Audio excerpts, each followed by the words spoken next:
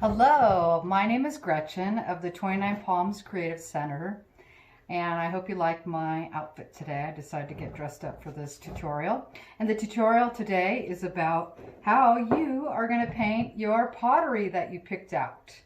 And maybe you picked out a figurine, or maybe you even picked out something functional like a bowl or a cup, which in case if you did, after it's painted and I fire it for you, your functional wear will be dishwasher safe and good to eat out of. So either way is a great thing to do.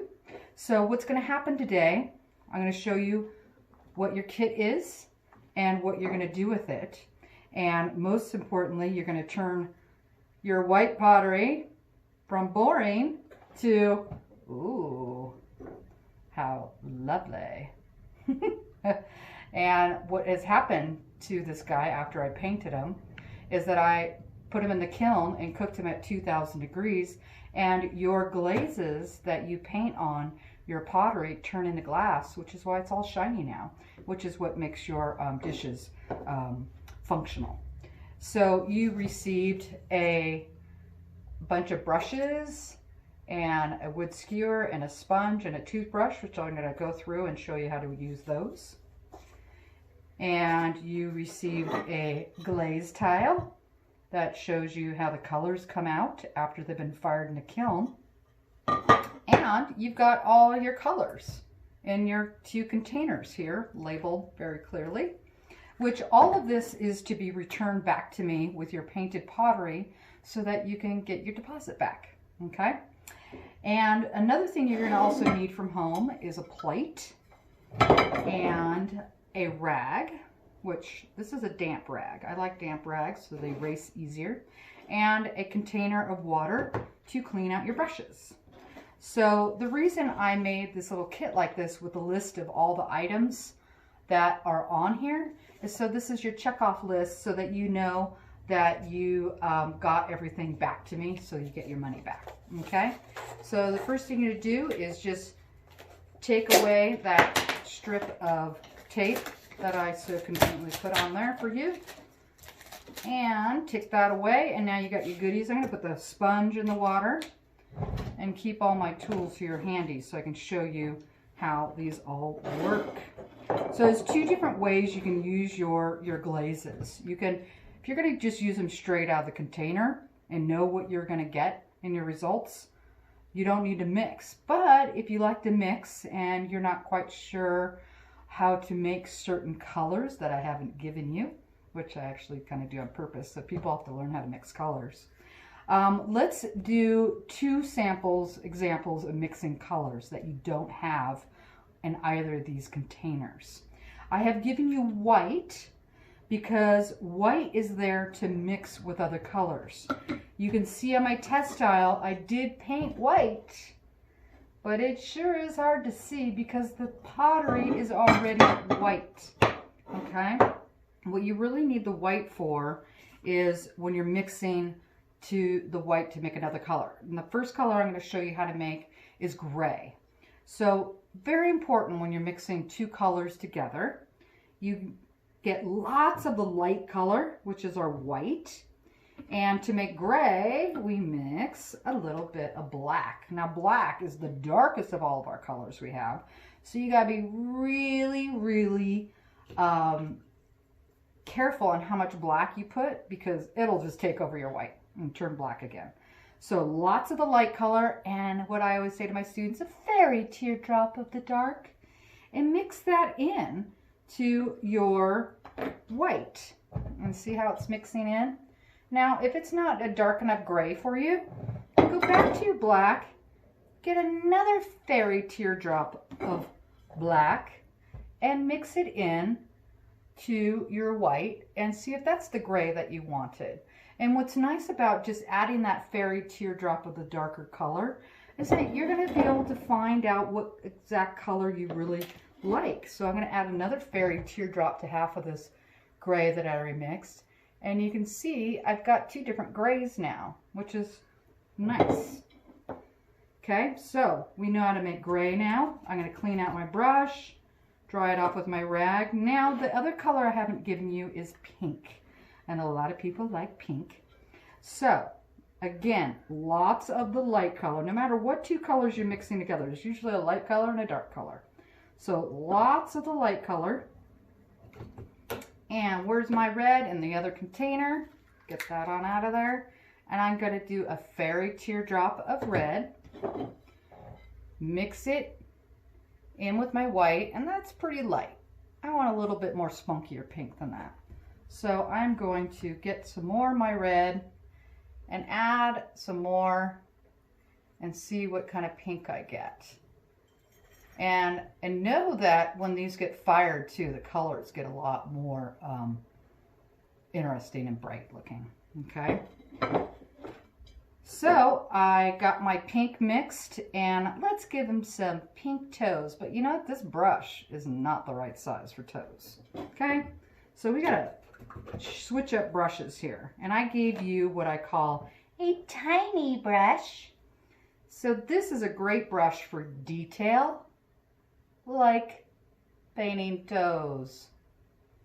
Because everybody needs their toes painted, right? We all have to do them ourselves right now with the quarantine. Okay, I'm not going to sit here and paint this whole thing because you guys will be totally annoyed by that. That'll take way too long. But we also have not only a tiny brush, we've got a small round brush, a medium brush that I started with mixing, a big round brush, a large round brush, a large flat brush, and then my old favorite, the toothbrush. And a lot of people go, why do you have a toothbrush? Well, these toothbrushes have never been used in mouths, guaranteed. Wouldn't want to put that in my mouth. Ugh. What you do is you get your toothbrush wet, because I want the glaze to be able to fly off the brush. So I got it wet by dipping it in my water. And now I'm going to scrub that wet toothbrush into my color I got on my plate. And I'm going to pull back on the bristles like this and make it fly all over his face. And now he's got a reason to be going, ah, right? Okay, so that's a really great texture, especially to do at the end. Or you can totally be a fanatic like I was once and only painted with a toothbrush and nothing else. Multiple layers of splashing.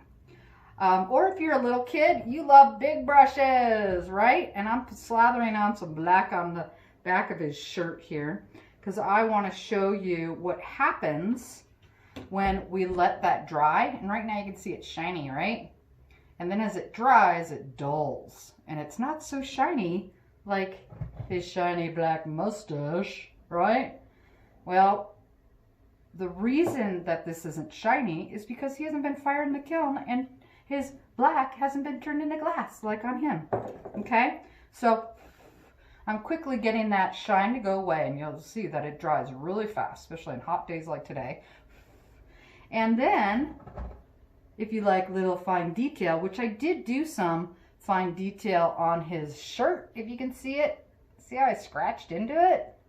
If you can see that? I don't know how well you can see it, but what I'm going to do is take this wood skewer that I gave you, and I am going to scratch into that black. Can you see that heart I just made?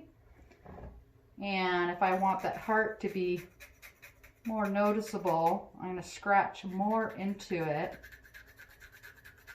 to make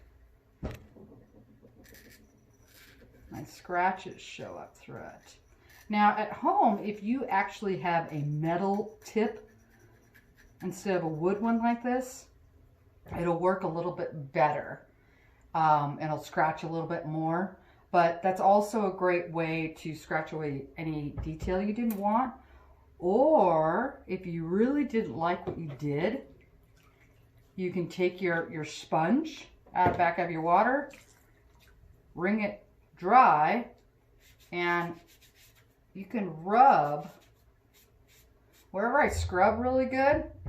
It just pretty much took that black off, and that's part of why I like to keep my rag damp, because if I really want to erase, know that erasing is always an option until it gets fired. once it gets fired and it all paint turns into glass, can't erase that anymore. But right now, while you're sitting there painting on it, you can erase. And it does leave a little bit of a residue of the black on there, but not to worry. Once you put another color on that, like my lovely pink that I made up, I take my pink and I can put it on top of that black that mostly got erased away, and it'll most likely get covered up with that paint. But if it doesn't and some of that black comes through after it gets fired in the kiln, it'll actually look really nice. If you start layering colors, they get really interesting. So my only rule of thumb when I start layering colors is I start with lighter colors and work towards the darker colors if I'm layering my colors. It's just in case you like to do that. Otherwise, you can just use your glazes and paint just right out of the container. And, you know, since this guy's got a lot of detail on his face, I just get a little bit of red on my tiny brush. And we're going to give him some red lips. Like so. Oh, yeah. Now he's got some red lips. Okay. However you decide to paint this, sorry, there's no wrong answer. Every answer you do, every brush stroke you make is correct. If you don't like it, erase it. And once you're finished painting your pottery, you're going to return it to me with all of your tools. They don't all have to be organized and put back in place. Don't worry about that. I'm not concerned about that. I just want my tools back so I can get these to the next customer. And you return everything to me, and then I fire your pottery in the kiln, and they come out all shiny and blingy, and you get to enjoy them at home for years to come. So thank you very much for purchasing my ready-made pottery kit, and I really look forward to seeing what you've created. Okay, thank you.